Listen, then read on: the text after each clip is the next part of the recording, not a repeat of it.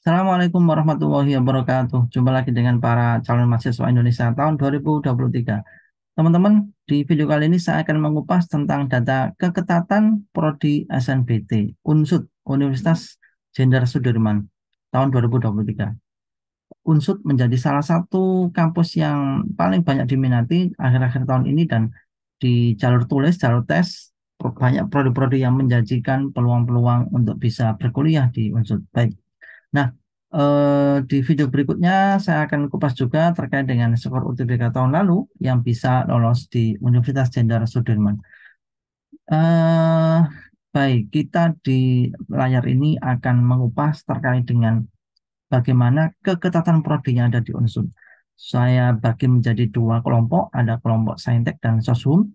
Dan di klaster-klaster yang awal ini saya tampilkan prodi-prodi yang paling sulit ditembus, yang paling tinggi persaingan, yang paling kecil peluang. Ada apa di klaster nomor satu, prodi-prodinya? Ya, kita buka. Nomor satu selalu pendidikan dokter, kemudian FKG, farmasi, keperawatan, dan kesehatan masyarakat. Luar biasa, Unsud menjadi kampus yang juga banyak peminatnya. 5 prodi di klaster satu ini peluangnya hanya 2, 3, dan 4% saja. Bayangkan yang berminat di atas 1.000 rata-rata. Bahkan FK Unsud peminatnya 2.000 lebih. Padahal kuotanya hanya 52. Peluang-peluang di klaster pertama ini hanya 2, 3, dan 4% saja. Masih sangat kecil. Hati-hati teman-teman, pikir-pikir ulang kalau menentukan pilihan di prodi-prodi ini. Di klaster kedua ada ilmu gizi, informatika, teknologi pangan, teknik sipil, dan teknik industri. Masih sangat ketat persaingannya, walaupun angkanya lebih besar di angka 4, 5, 6, dan 7%, karena masih di bawah 10%. Peminat juga masih banyak. Ini rata-rata di angka 1.000.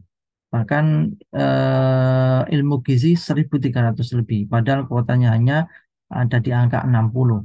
Dua klaster awal ini masih sangat tinggi persaingan. Masih sangat kecil peluangnya untuk bisa lolos. Di klaster ketiga ada prodi teknik geologi, agribisnis, teknik elektro, teknik pertanian, dan agroteknologi. Nah ini lumayan teman-teman. Sudah ada di atas 10% ya. Ini 8, 10, dan 14%.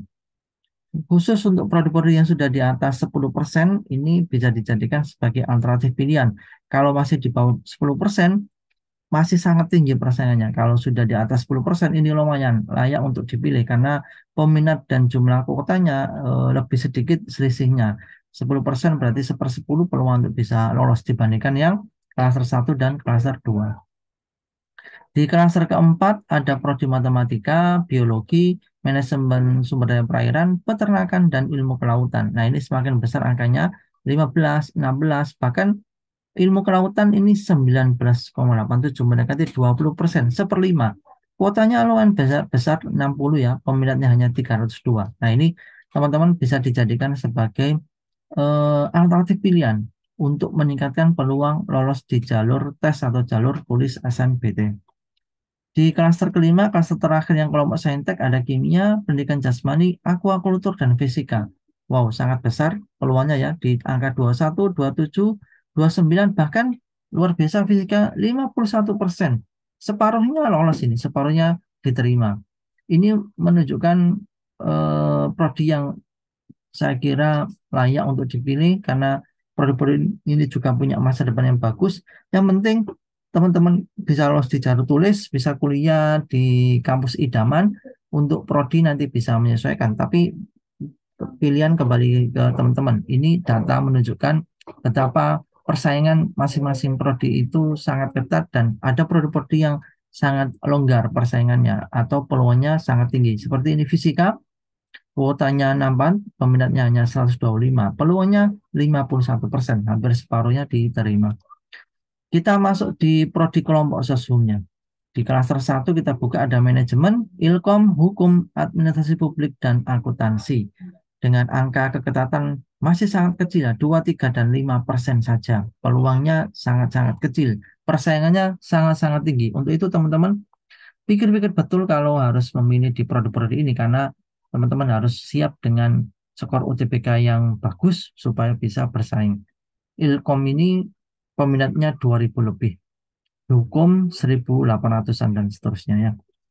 Di klaster kedua ada ekonomi pembangunan, HI, bahasa Indonesia, sastra Inggris, dan sosiologi. Agak besar angkanya, tapi masih di bawah 10%, 6-7% saja, masih di bawah 10% ya. Artinya masih sangat tinggi persaingan, masih sangat kecil peluangnya. Klaster ketiga ada Prodi Ilpol, sastra Indonesia, pendidikan bahasa Inggris, pendidikan ekonomi, dan sastra Jepang. Nah, ini mulai agak di atas 10%, ada 8, 9, 11, dan 12%. Tapi angka ini juga masih cukup tinggi persaingan. Tapi dengan angka 11 dan 12% ini relevan untuk dipilih ya. Pendidikan bahasa Inggris, pendidikan ekonomi, dan sastra Jepang. Ilpol sastra Indonesia masih sangat tinggi persaingan. Ya, itu tadi daftar prodi kelompok Saintek dan Husumnya ada di Universitas Jenderal Sudirman. Semoga membantu memberikan pencerahan teman-teman untuk bisa tepat memilih prodi yang punya peluang tinggi bisa diterima di SNPT. Tetap ada di channel ini karena di video berikutnya saya akan kupas skor-skor UTBK yang lolos di UTBK tahun 2022. Tetap semangat, sampai ketemu di video berikutnya. Wassalamualaikum warahmatullahi wabarakatuh.